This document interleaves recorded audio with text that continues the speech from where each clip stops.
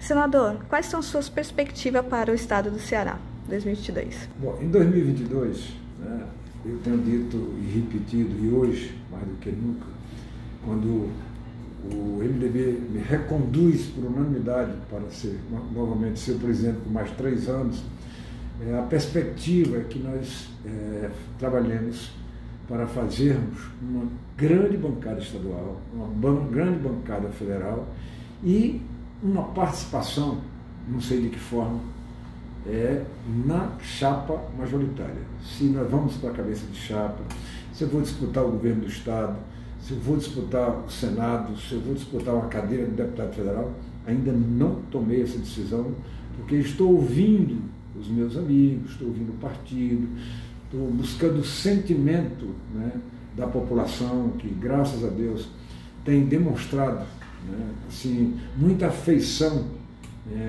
para conosco nessas próximas eleições. Então, a perspectiva é que, eu posso afirmar aqui, que é uma perspectiva de que nós não estaremos fora desse jogo, nós estaremos na disputa das eleições que acontecerão no estado do Ceará.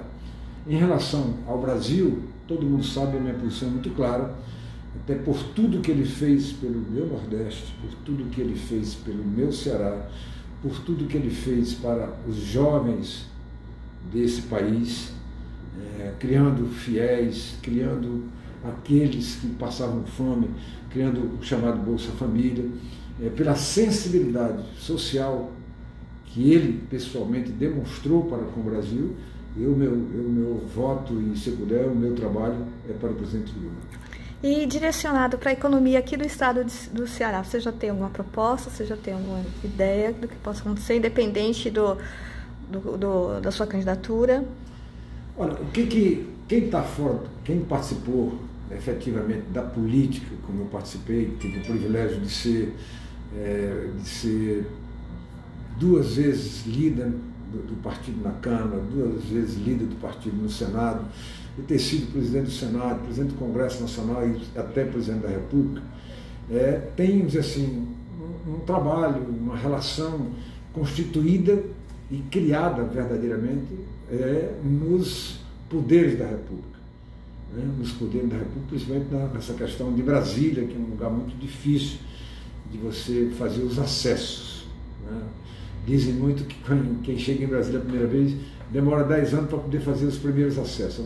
Brasília é muito compartilhada do ponto de vista dos grupos sociais, mas do ponto de vista da cidade, ela é dividida, muito dividida até em classes sociais.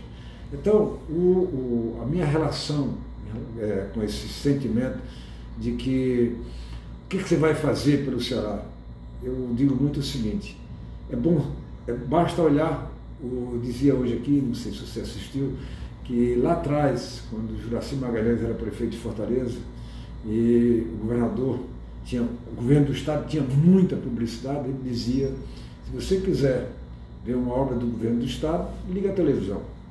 Se você quiser ver uma obra do governo Juracy, que é do PMDB, abre a janela. Então eu vou dizer, parafraseando o Juracy aqui, a mesma coisa. É só olhar o que eu construí para o estado do Ceará nesse período em que o povo do estado, né, me deu essa oportunidade.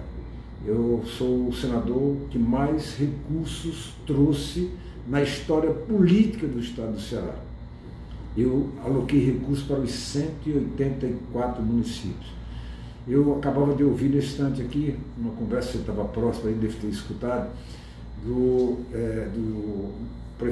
ex-prefeito Tomás Figueiredo, que tem uma fazenda no Maranhão, e disse que estava passando num boteco lá numa cidade chamada Fumaça, que eu nunca nem ouvi falar, e naquele boteco tinha 15 agricultores.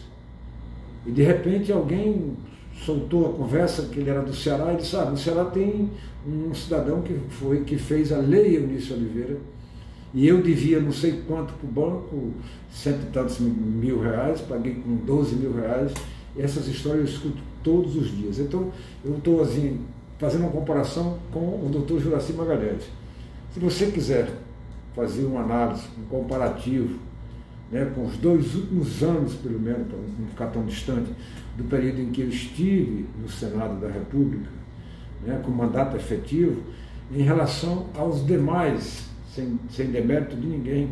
Se você pegar os 3 senadores que nós temos, 3 senadores, sendo dos 3, 2 ex-governadores, quer dizer, pessoas que têm ex-ministro, ex-governadores, que têm prestígio lá em Brasília, que conhecem os caminhos, chamados caminhos de Brasília, e eu perguntava para o governador Camilo Santana, para fazer um comparativo, entre os 13 bilhões, como o metrô de Fortaleza, todas essas obras que estão aqui em Fortaleza, todas as obras que estão acontecendo em Caucaia, Maracanaú, e no estado inteiro,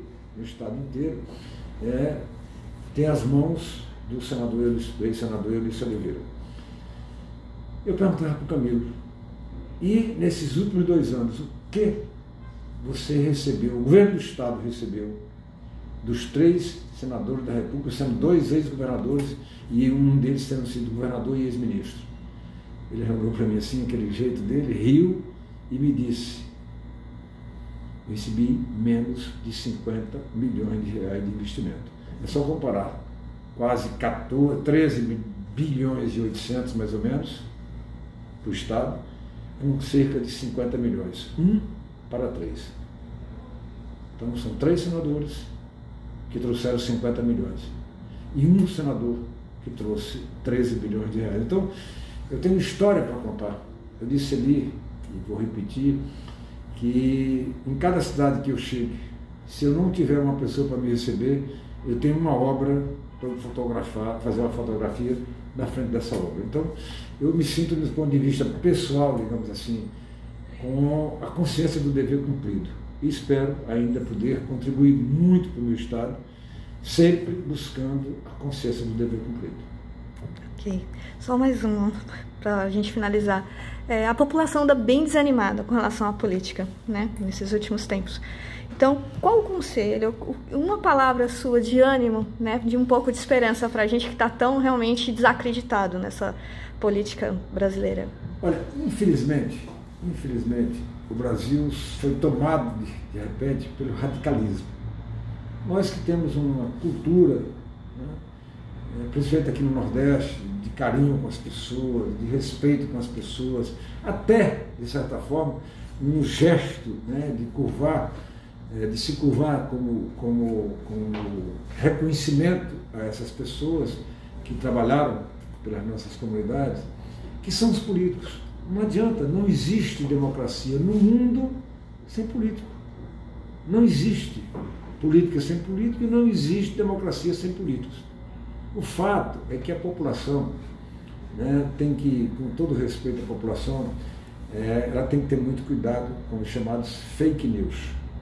Fake news não é só a mentira levada pela comunicação fácil do WhatsApp, do Facebook, do Twitter, ou de uma pura e simples gravação postada. Não é só por isso. As pessoas precisam saber em quem estão votando. A população é quem vota numa democracia, é quem elege. Os políticos, se são ruins, foram escolhidos pelas pessoas. Essas pessoas têm que ter atenção para corrigir exatamente esses homens públicos, homens e mulheres que participam da vida pública, porque essas pessoas, elas têm responsabilidade de representar essa sociedade. Nós, quando nos propusemos a entrar na vida pública, a tomar uma decisão pública, nós somos meros escolhidos ou ungidos para essa função pela vontade popular. Então os políticos, não estou querendo defender aqui políticos, é preciso um discurso fácil, a mentira, a enganação. É só a população olhar quem fez, olhar quem faz, olhar quem mente, olhar quem promete e quem não faz. É simples. É simples. A democracia só é linda, maravilhosa, mesmo tendo seus defeitos, por causa disso. Porque você bota, para usar um termo bem nosso, bota e você tira democraticamente. Portanto, eu quero dizer o seguinte, que eu continuo acreditando na democracia e tenho convicção, como empresário, que graças a Deus fui durante tanto tempo bem sucedido, eu cheguei a ter 40 mil funcionários.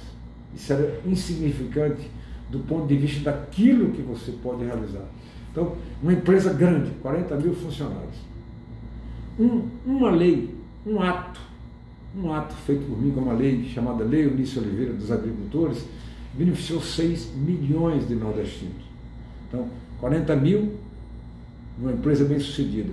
6 milhões numa pura e simples aprovação de uma lei que, por sorte minha, inclusive, leva meu nome. Então, só através da política você pode realizar. Só através da política você pode se realizar como um todo do ponto de vista de fazer o bem. A política não é feita para fazer o mal. A política é feita para fazer o bem. E o regime democrático é o regime que dá a essa oportunidade à população escolher o melhor para representar. Nós vamos ter eleições agora. E minha fala, meu discurso, onde eu estiver, na emissora de rádio e televisão, eu vou dizer a mesma coisa. Me compare. Olha o que eu estava fazendo antes. Veja o que eu fiz. Saiba se eu sou capaz ou não de fazer o que eu estou dizendo que vou fazer. Me compare com os outros e escolha.